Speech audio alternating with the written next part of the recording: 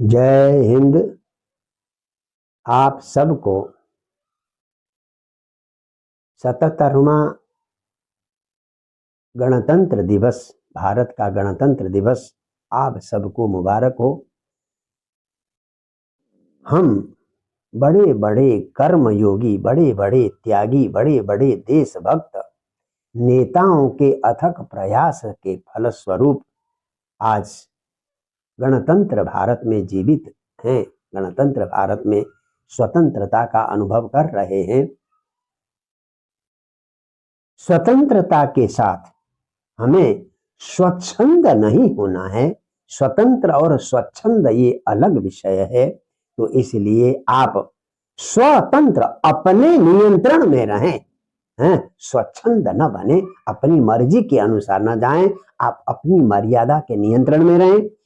और कुछ लोगों का विचार है कि ये स्वतंत्रता जो है पाश्चात्य सभ्यता है, पश्चिम से आया हुआ है। मेरा ऐसा मानना है कि भारत के प्राचीन काल में, पौराणिक काल में भारत स्वतंत्र था, गणतंत्र था। इसमें किसी प्रकार का वो नहीं है।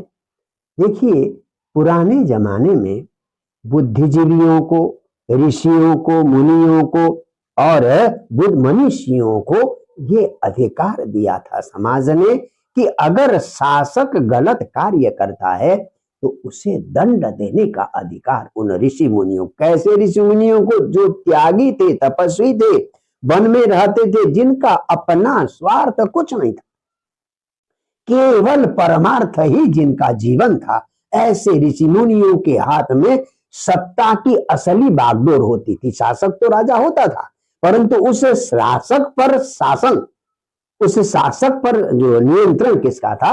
ऋषि मुनियों का था।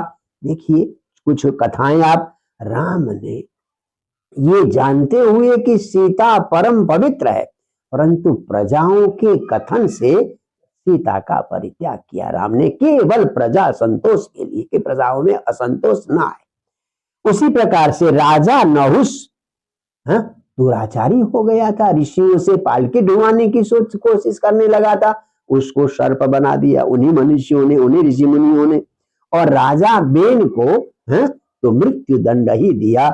इसलिए हम कह सकते हैं हमारे बहुत प्राचीन काल में जनतंत्र था, गणतंत्र था, स्वतंत्रता थी। जय जय श्री राधे।